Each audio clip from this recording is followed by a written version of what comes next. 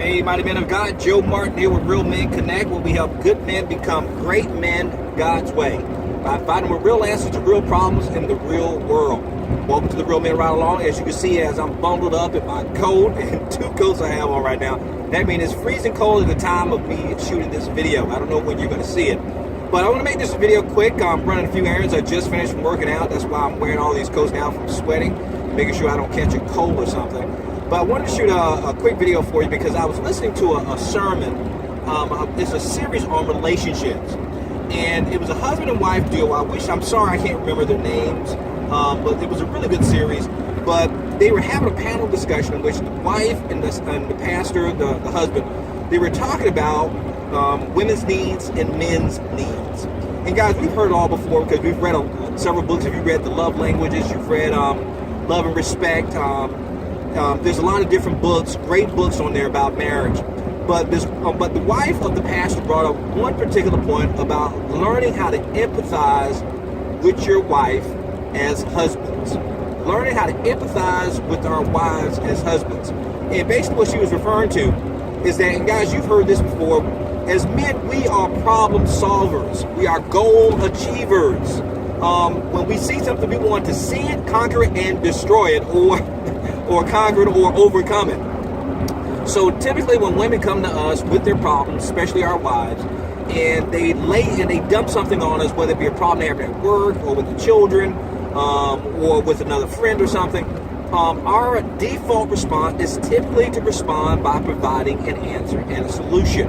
Now, I've often said in the past that whenever I talk to my wife, I have to make a choice. Whenever she's bringing a problem to me, I said, Joe, is this a problem that she wants you to solve, or does she just need you to sit and listen?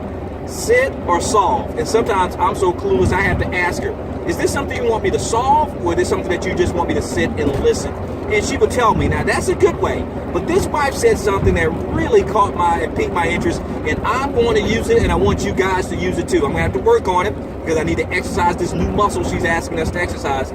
She says, whatever problem it is that your wife brings you, and if she's very emotional about it, I don't care if it's about the kids, I don't care if it's even about you, I don't care if it's about the work that she's doing at the office, a colleague, it doesn't, her mom, her dad, it doesn't matter who it is, a sibling.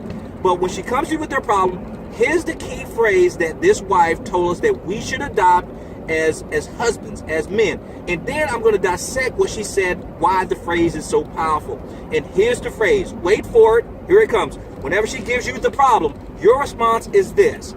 You use her nickname or whatever terms of endearment that you use to address your wife. In this case, she said this. She said we should say this phrase. Sweetheart, I'm so sorry that happened. What can I do to help? Now, let me repeat that phrase again. Sweetheart, I'm sorry that happened. What can I do to help? Now, in my case, my term of endearment for my wife is Sweet Tea. I call my wife Sweet Tea. So I would say, Sweet Tea, I am so sorry that happened.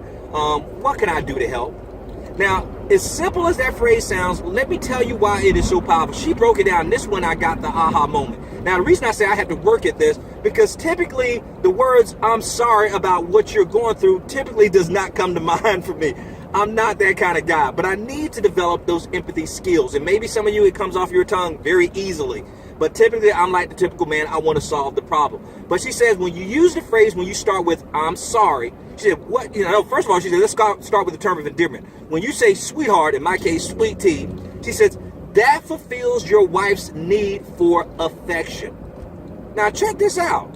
She said that fulfills her need in affirmation for affection. Now, understand, you didn't touch her. You didn't give her a hug. You didn't have sex with her. You just said sweetheart, Sweet Tea, snookums. I don't know what words you may use. But she says that fulfills her need for affection. Wow, any man can do that. We can do this, all right? She says, sweetheart, now here's the next part. I am so sorry that happened to you. Now, she said, when you use the phrase, I'm so sorry that happened to you, that is where the empathy and the compassion is coming in. You're showing compassion and empathy for her situation. You didn't solve it. You don't fully even understand it. However, you are showing empathy and compassion. Now, check out the last part of that simple phrase. Now, what can I do to help? What what can I do to help? Now you are empowering her to show you how you can serve her better. See, we're not assuming an answer, giving her an answer. We're asking her for the best way, the best answer for her at the moment in time of her need. Wow, we can't even screw that up. If she tells you how you can help her and you do that, how can you do the wrong thing? Because as men, sometimes we rather not do anything than do the wrong thing, which is the wrong thing because you didn't do anything. Now go back and rewind it and listen to that again. However, but when you ask her, what can I do to help? You are now letting her empower you to be able to serve her better, and every woman wants that.